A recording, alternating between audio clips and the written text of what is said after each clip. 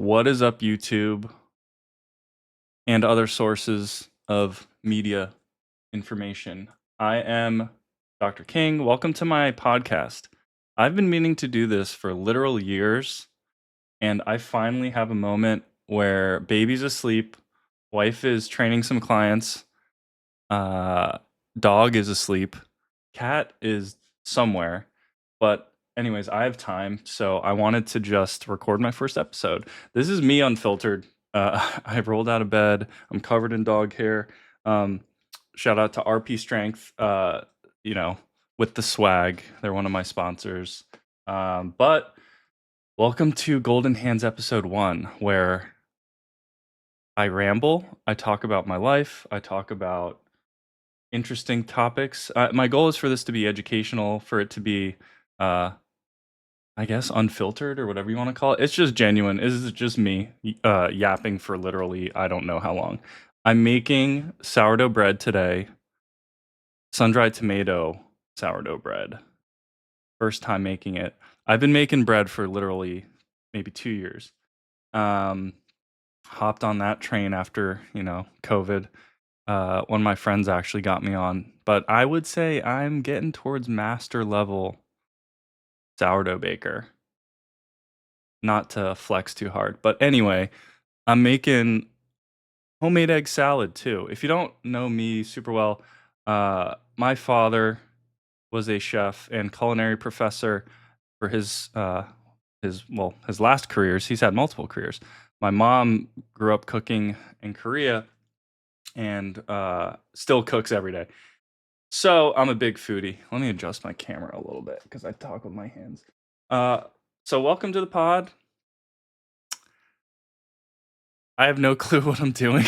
So I hope you are enjoying this. Maybe you're listening to this in your car. Maybe you're a student who I teach. Maybe you're a resident. Maybe you're just someone who found me on IG or whatever, or YouTube. This is a really amazing thing that I've been uh, lucky to have as an audience where, I can change some lives, which is really, really cool. I didn't really understand the whole concept until I met a couple students. One I met at an alumni event at PCOM. Check this out. This is a PCOM challenge coin I got. I gave a lecture last night. We'll talk about that. My alma mater. The student actually was like, "Hey, the reason I'm at DO school and interested in OMM and OMT is because of you, because I saw your YouTube video years ago." My very fledgling baby YouTube channel. Shout out to the 2 hundo that follow me. Maybe road to 1,000. I don't know. Maybe And another student. I actually shout out to Pete if you're watching this, man. He saw my videos years ago too, and like I interviewed him for medical school like a month ago. Um, And I don't wanna give any spoilers or anything, but, I might be seeing him in person in the future, but, it's really cool that I can offer a platform to educate, to also inspire, and talk about more of what I do because, let's be honest, folks, people don't know much about DO's osteopathy, what it is like to be in practice as an OMM specialist, what an OMM residency looks like, uh what is my day to day? I feel really blessed to even have a career and a job that's stable and to support my family and feel fulfilled and love what I do.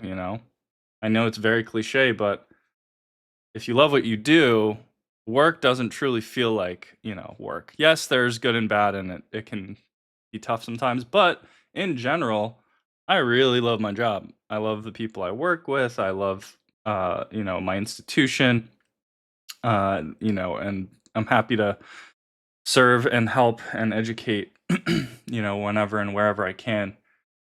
This stuff is fun for me though, like recording, talking about my experiences, YouTube, all that stuff.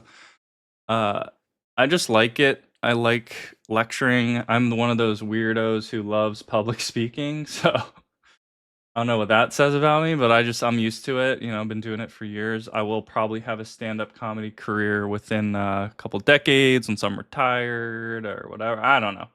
I'm all over the place. Anyway, what I wanted to get into today was my backstory. What does Golden Hands even mean? Why is this podcast called Golden Hands? Uh, and some education. Talk about, I had a lecture last night I gave up at PCOM about auricular acupuncture, aka ear acupuncture.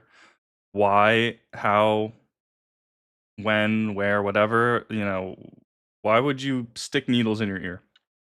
Kind of weird stuff, but a lot of questions I'm getting from Instagram, oh, what's that? Or, that would be cool to listen to. So we're going to talk about that. And that's kind of what I got. I don't know how long it's going to be. I know most podcasts that I listen to are about an hour. I don't know if I can sustain that long. I don't know if I don't know if Savan, my kiddo, is going to sleep that long. This is her morning nap. It might be like 30 minutes. Anyway,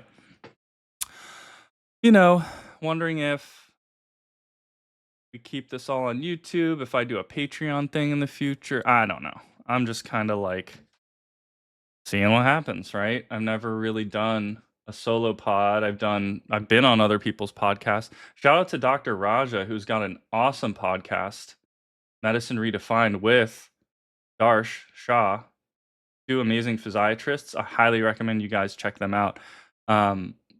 They disseminate some excellent information, have some really top level guests.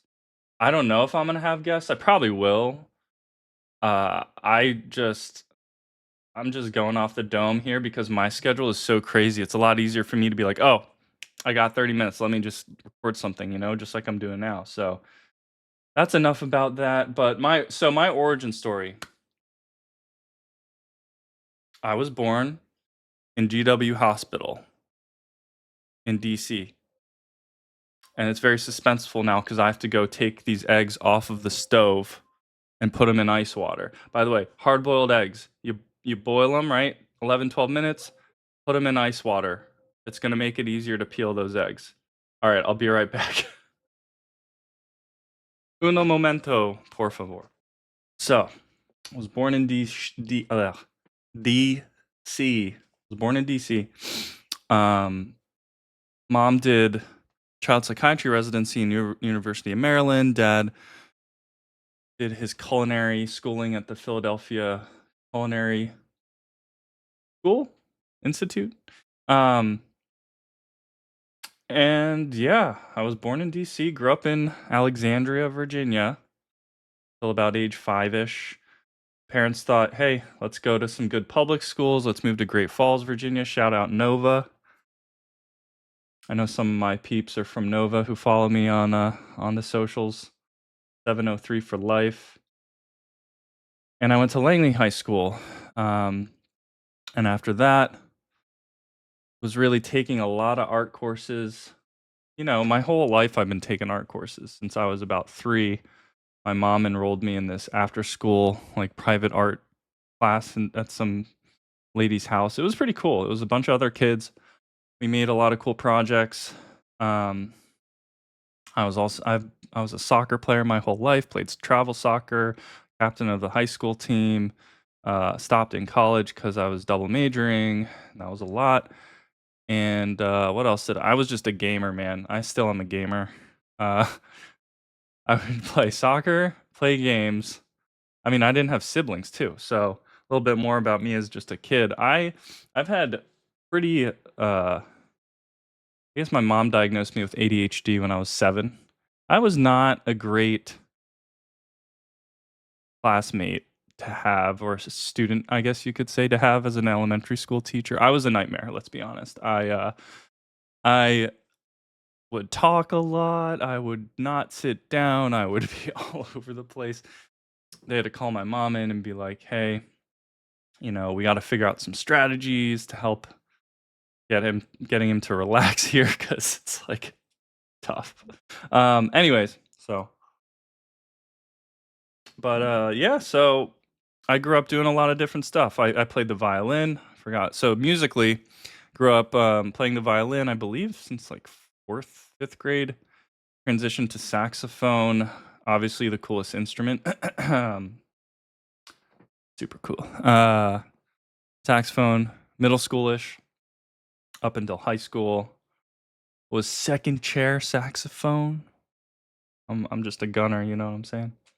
But, that was cool, and then yeah, so I had to be doing a lot in order to not be a nuisance to my teachers, and but hey, it really worked, you know, my mom is a psychiatrist, she tells me a lot, like, "Hey, I never prescribed really much of Adderall, Ritalin, or anything." She never prescribed me anything, because she knew of its addictive properties and really emphasized behavioral modifications and other things to keep your kiddo busy. So it worked for me. I still don't take medications. I just kind of try to use ADHD as like a superpower.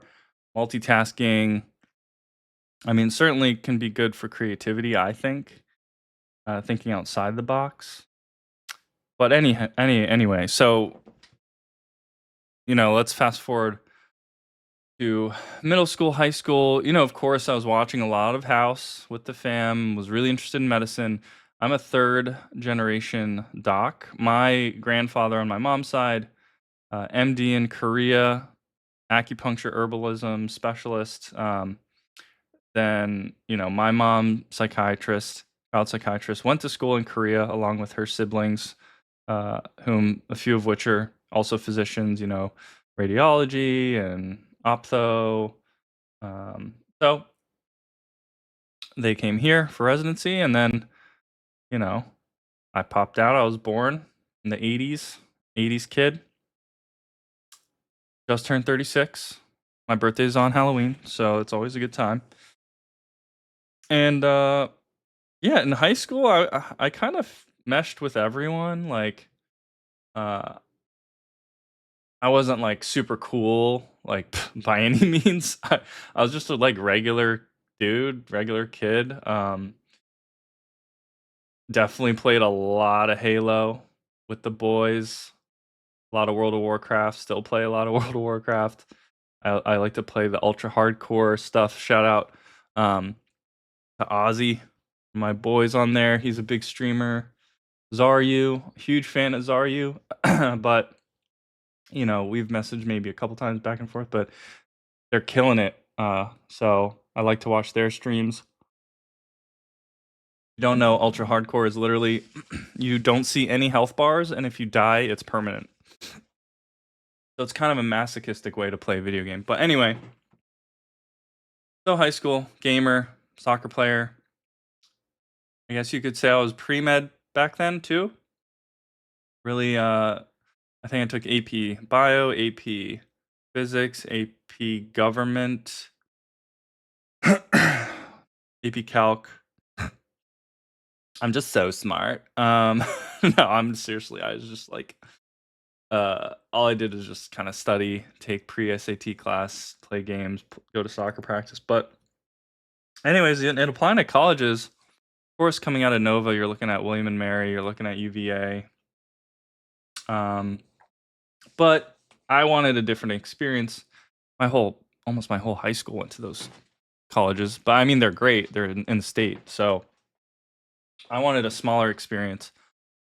So I went to Muhlenberg in Allentown, Pennsylvania, and I was like the only person from Virginia to go there.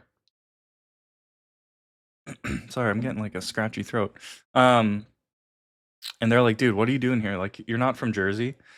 Because literally, so many people from Jersey go to Muhlenberg. But I was like, "Yeah, they gave me a lot of money, so I'm here." A lot of scholarship. Went to Muhlenberg, 2009. I loved it, even though it's like not big. It's two something thousand, maybe 2,500 students. I had a really great personalized experience. Some of my best friends, met there, and helped start a fraternity. I was the first VP of ATO. Shout out to Alpha Iota chapter, LNR, love and respect. And then second president. Uh, Big learning experience. First real like leadership experience with stakes. We're trying to recharter. trying to get our house back. We got it back after I graduated the year after. Still got to hang out there. But I really learned like what it takes to be a good leader and lead through adversity and hardships and things that happen, right? Like I actually got kicked out of being the president because we did have an unsanctioned party with a sorority, and it was great. Everything went fine, but nationals, we had a mole, we had a snitch. Nationals found out. Hammer came down and they're like, "Hey, you're the president. You get the axe because you let this happen." I'm like, "Bro, it's a party." Like, anyway, um, so I had a great college experience. I was a neuroscience major. I was a studio and fine art double major with that. And honestly, that led me to be a great DO candidate. I talked to my pre-med advisor at Muhlenberg. All I knew about was MD schools. My whole families are MDs. So, and looking at my portfolio, they were like, "Hey, you're a sculpture major. Have you heard about osteopathic medicine?" And I was like, what? No, I don't know what that is." And they were like, "Hey, just look it up because it really fits well with your skill set, and we think you would really like it." And PCOM is really close to us. We send a lot of students there. The dean when I started at PCOM was Muhlenberg grad. So I looked into it and I was like, "Oh my gosh, this is really cool. You're using your hands to heal the body naturally. I think I'd be good at this stuff." So I sent in my application and I got one med school interview and it was at PCOM, and the rest is history. So shout out to them for taking a little chance on little old me and helping me to get to where I am because, I think otherwise I would probably be an artist in New York City trying to make it, which is not easy, not at all. But I still do art here and there. I'm really passionate about art. I think I'm more of an artist that became a doctor, uh, and kind of I want to get back to it. I haven't been able to do much at all since Savan was born in 2024, but I do art in bursts. I'll get inspired and then do like 10 paintings in a session or something. I do have synesthesia, and I found this out during medical school and learning about it. I was like, wait, not everyone feels colors in motion when they listen to music. Like, I thought that was normal, and it's not. Apparently, I don't know. But I found that out, and I was like, oh, so that's why I like to paint. It's because I just turn on that side of my brain and just go. So anyways, getting into medical school, was super stoked. I remember the day I got my letter from PCOM. I was living at home, just finished MCAT, hardcore MCAT studying. I was shadowing an orthopedic surgeon. Shout out to Dr. Berg if you're still out in practice, doing them knee replacements and such. Those are really cool to see. So yeah, I was thinking ortho surgery entering medical school, but I got home from the gym, as any pre-ortho bro would, and opened up my letter. I think my mom opened it up before me. So she like opened the door, was smiling. She's like, "You got a letter." I'm like, "Oh, okay, so I'm in, right?" Um, I literally remember it like clear as day. It was like 2012. Opened the letter, said congratulations. I was pretty sure crying like out of sheer relief. Like I took the MCAT twice.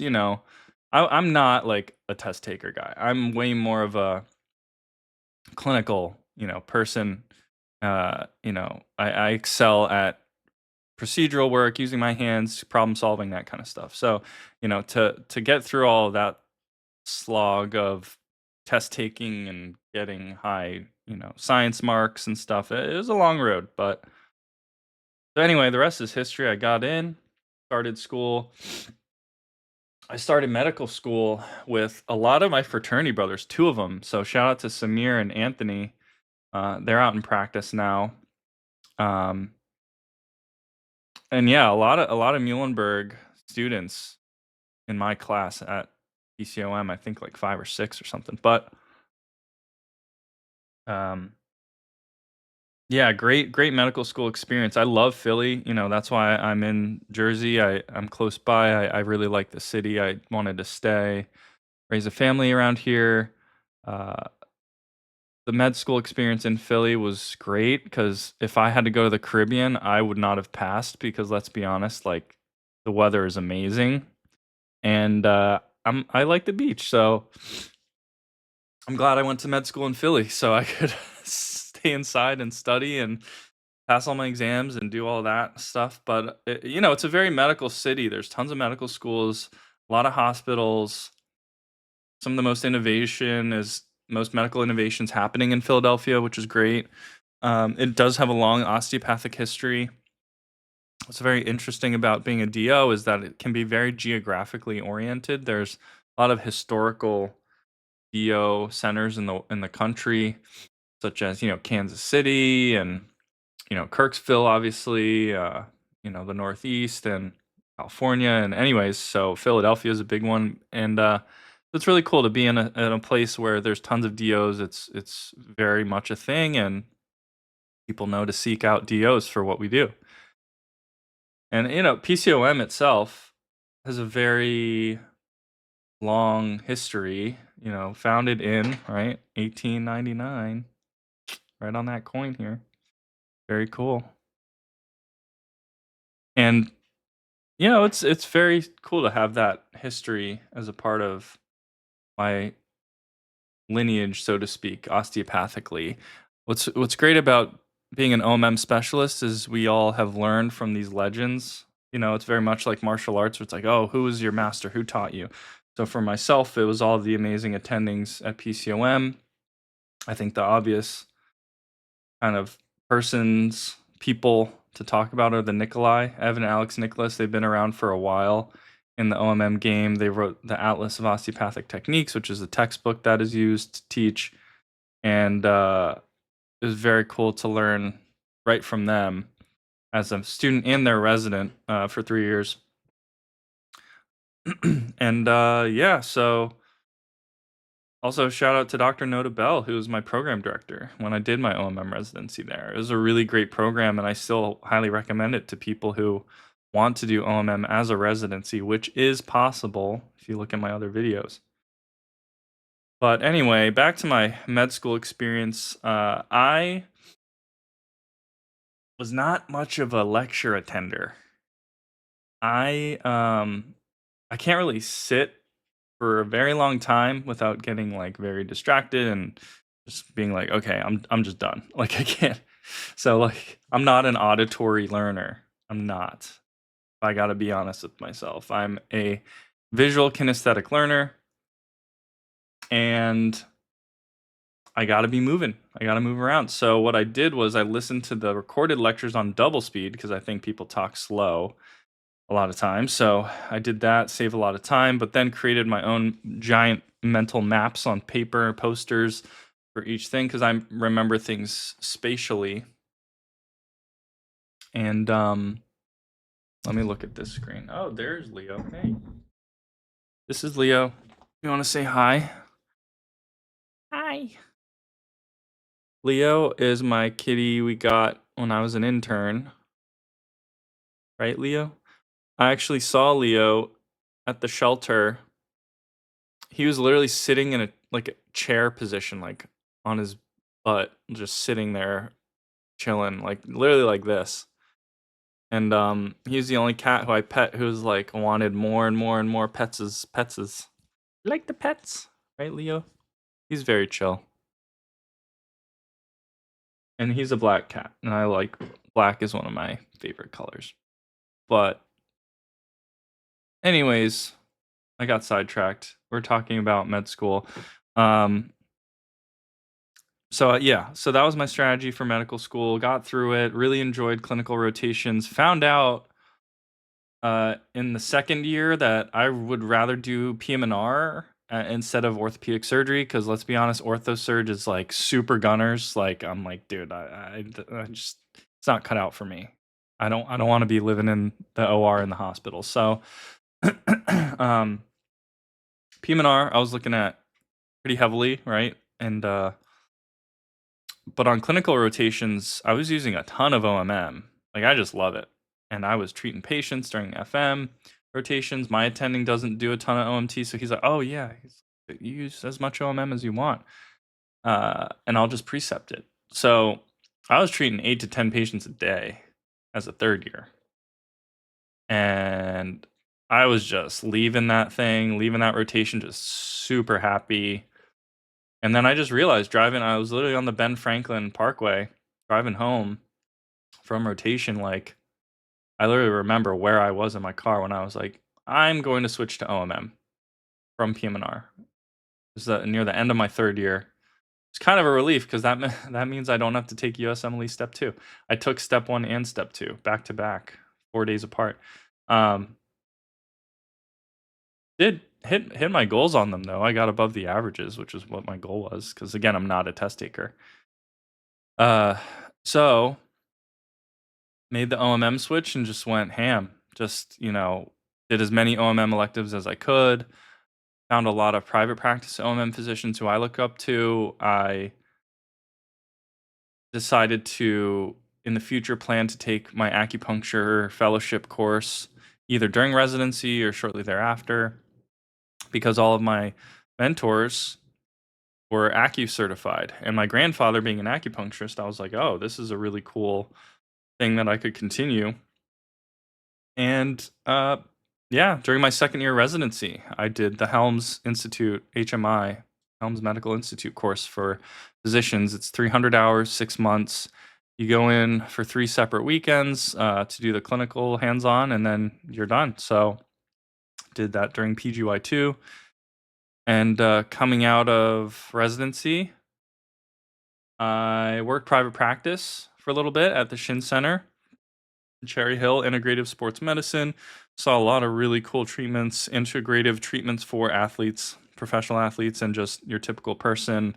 And that's what I use a lot of today at my practice at Rowan Virtua SOM, at the Neuromusculoskeletal Institute, the NMI.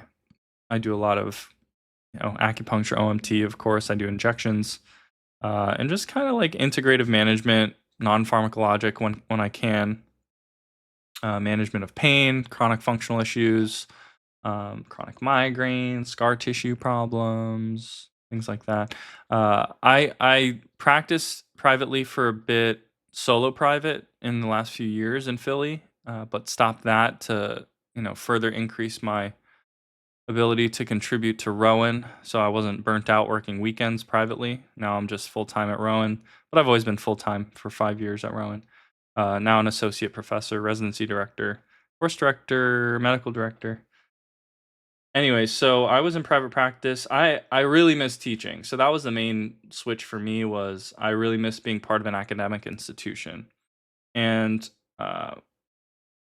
in leaving the private practice, it was tough because I had trained there for a few months and I really liked them. I loved Dr. Shin. He's a great mentor to me. And it was not easy, but I decided for career wise, I really wanted to be a professor. And, messaged Dr. Cooley on LinkedIn and was like, hey, can I work? Can I help?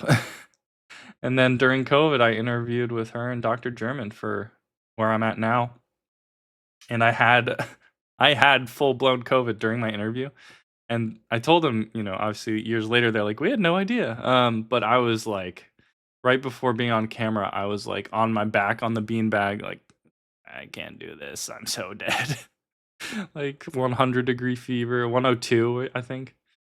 But we did it and we're here. And that was 5 years ago. Um,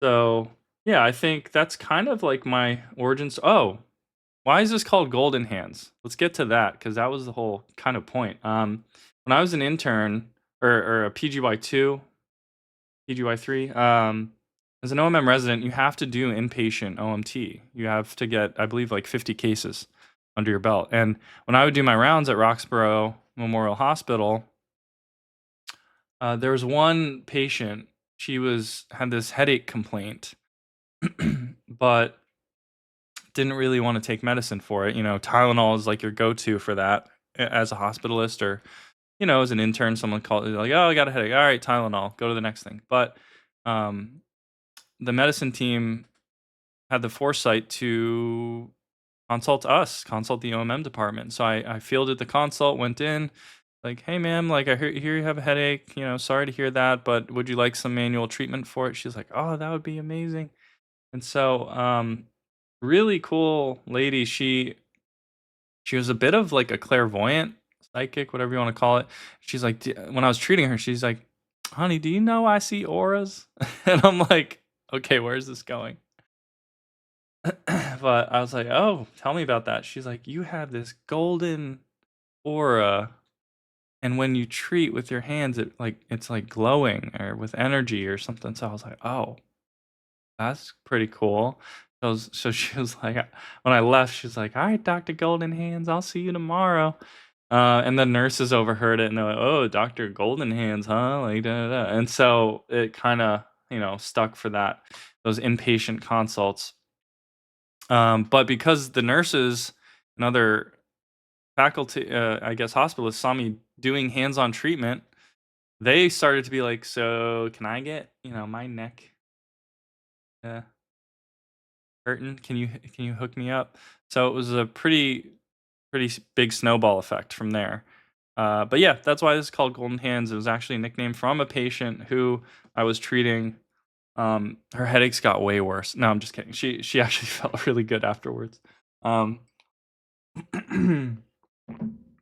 so that's why I decided to call this Golden Hands. It's about my life, my experiences with what I do, and maybe we can learn some things along the way. So on that note, let's go to the internet. Oh boy. Auricular acupuncture, right? That's why we are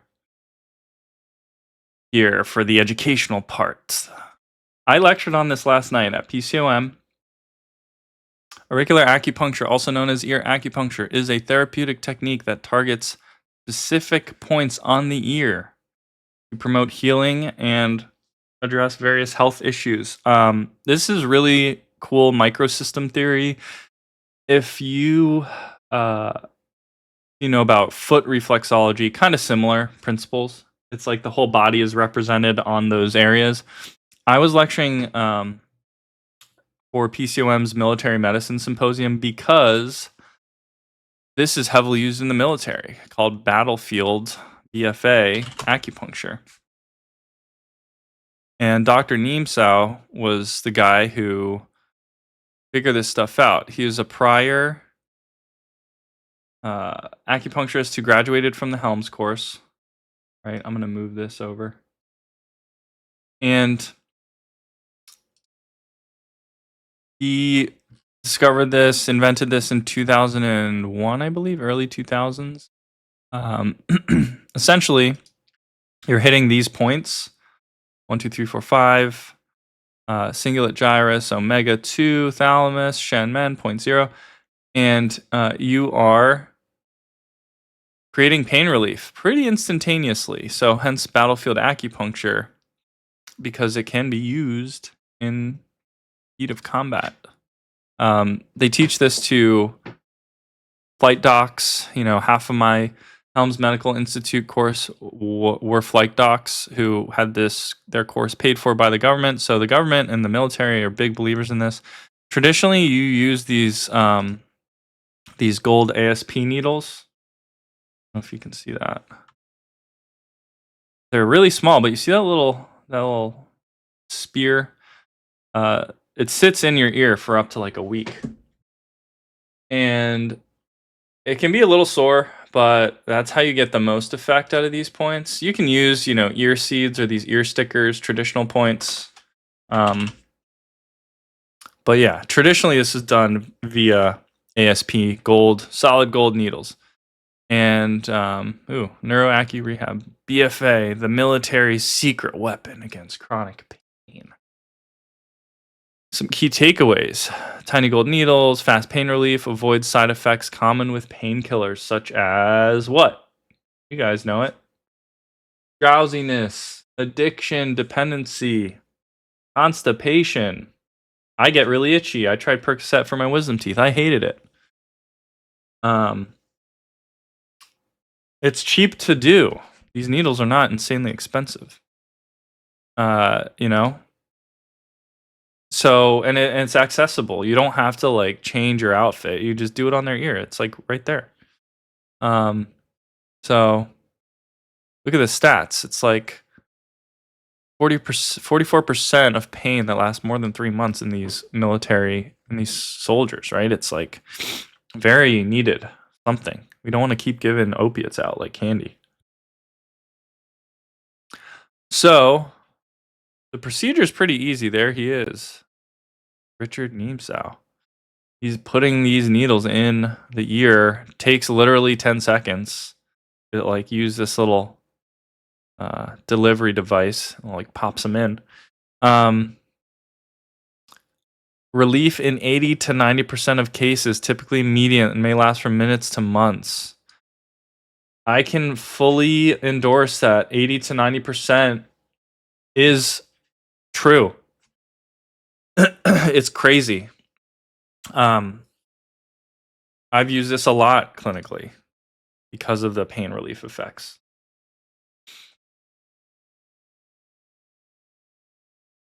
It's a great site, by the way. Shout out to Neuroacupuncture Rehab. Here's the homunculus. So on the ear, you have endo, ecto, mesoderm, all present. This is the embryologic stuff. I'm gonna lower these blinds. This is blinding me.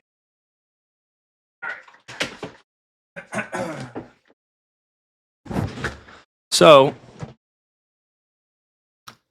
by needling these points, you can affect pain relief in different parts of the body, right? Again, here they are. Ta-da!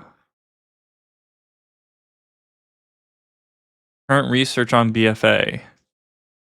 Decrease in pain on 82%. Wild. More than 11,000 BFA users across Virginia. High proportion patients benefited with more than 75% reporting some immediate decrease in pain after treatment. Immediate pain, not even like a little bit afterwards. Apparently too, if you walk around the Pentagon, if you walk around these places, like you'll see people with these golden ASPs in their ear. Like a lot of the officers and such. That's what I was told. Is it better than Western medicine? It's not better than Western medicine, but it's a technique to relieve pain without any side effects. As you return back to duty more quickly without meds. I would agree. It's a good adjunct. So, a little bit about battlefield acupuncture. It's one of the protocols I learned for the ear. There are other ones. There's the NADA, NADA protocol. That's typically used for addiction.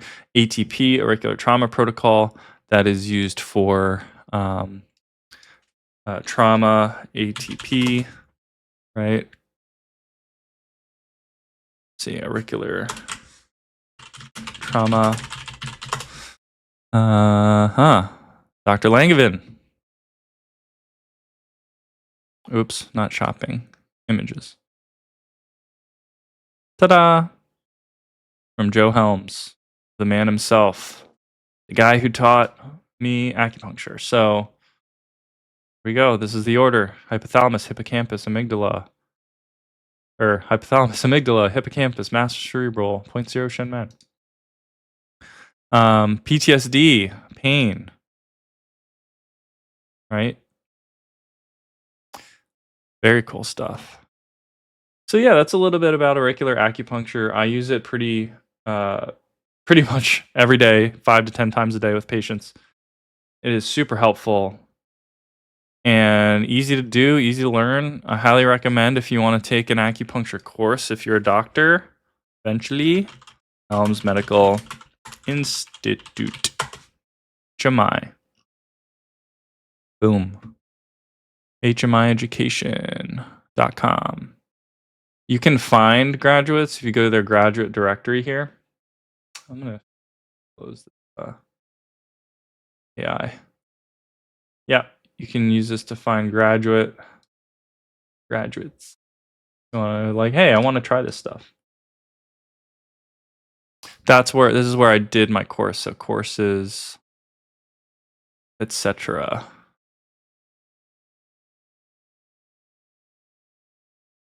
A lot of common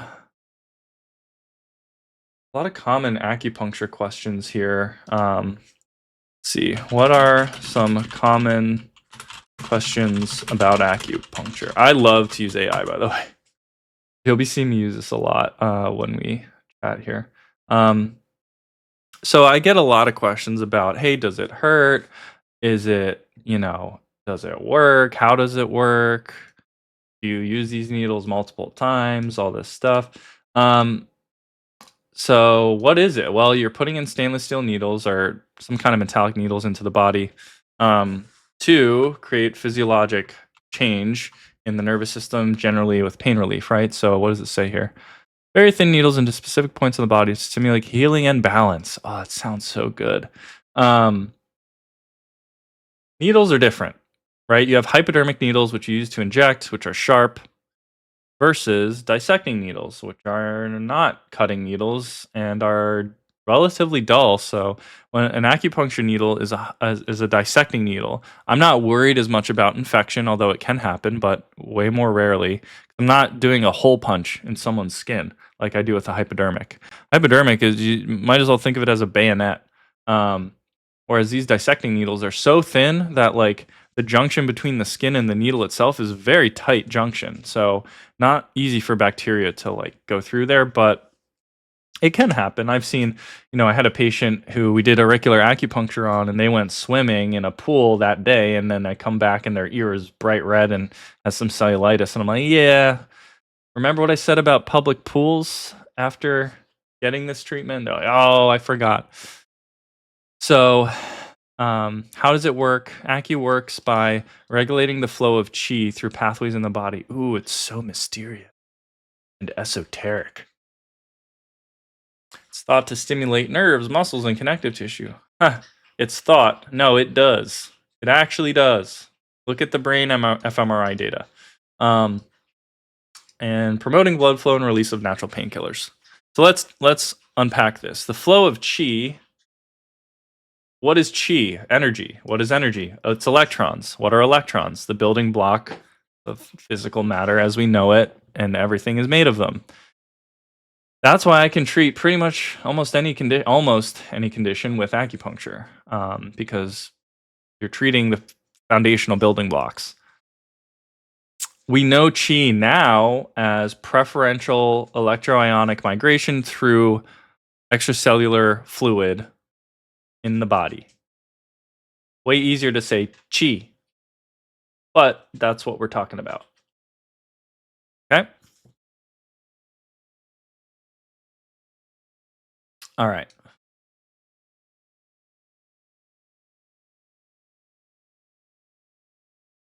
What conditions can acupuncture treat? Pain, migraines, arthritis, stress, insomnia, digestive issues, fertility support. I have used Acu to do all of these things and more. I've treated fibromyalgia. I've treated hypermobility, dysautonomia.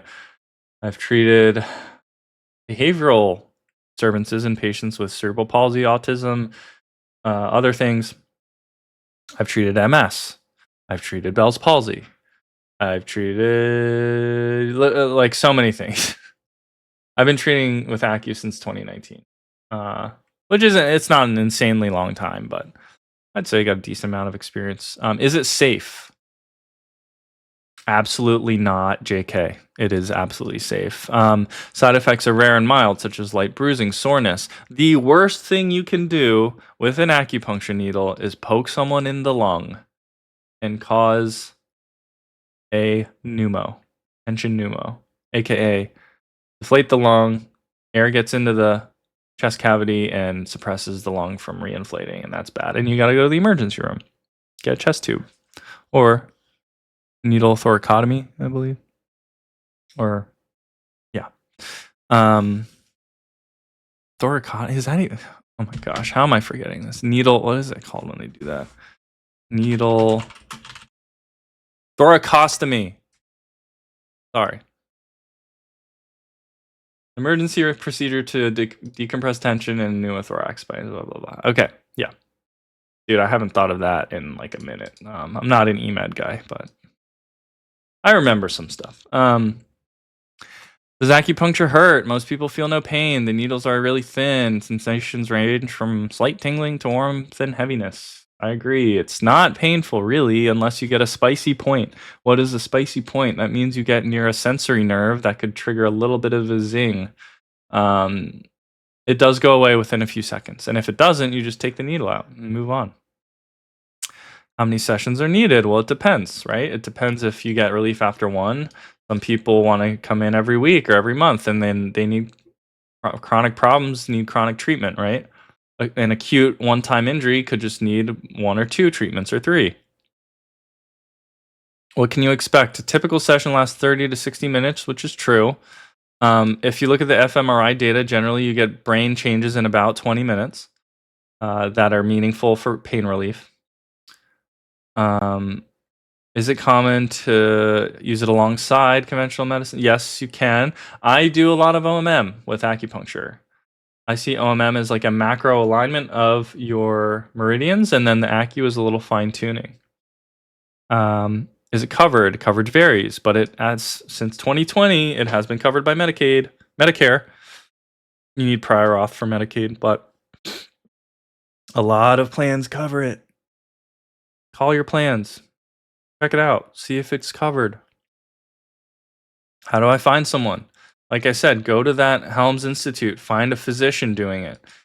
I love my LACs. There are some excellent ones, and I get treated by them. But it might not be covered by insurance. If a physician is doing it, it will more likely be covered by insurance. LACs, what are they? They're licensed acupuncturists that do 4 years of acupuncture training. It's like a grad school. And they really, really, really focus on herbs and acupuncture and are really good. However, if you want they are not medically trained in Western medicine as a medical doctor. So if you want acupuncture by a medical doctor, find one. Use the HMI site. You can ask AI, how do I find a doctor? Let's see what it says. How do I find a doctor that performs acupuncture? Boop. It'll be like, Dr. King, best acupuncture. No, I'm just kidding. The American Academy of Medical. Yeah, the AMA. I used to get my malpractice insurance with them. National Certification Commission for Acupuncture and Oriental Medicine. Yeah. Oh, baby's waking up. All right, we're gonna wrap this up, folks. But there you go. There you go. The first episode of Golden Hands. Thanks for watching and listening. We went for a decent amount of time. I am shocked. I was like, dude, if I'm just talking to myself, this is not gonna go well. Hopefully you learned a little bit about me, a little bit about my background, my origins, why we're called Golden Hands here on the pod. And if you have questions, post them. Post them in the comments so I can answer them next video. Like, subscribe, share, turn on the bell notifications, all that super annoying stuff that you say when you do YouTube or podcasts. You know how it is, folks. Like, we're trying to grow the reach of osteopathy, trying to grow the reach of acupuncture and educate the next generation of docs, of people in general, get some people interested. And I'll see you next time. I got to get my baby. Bye.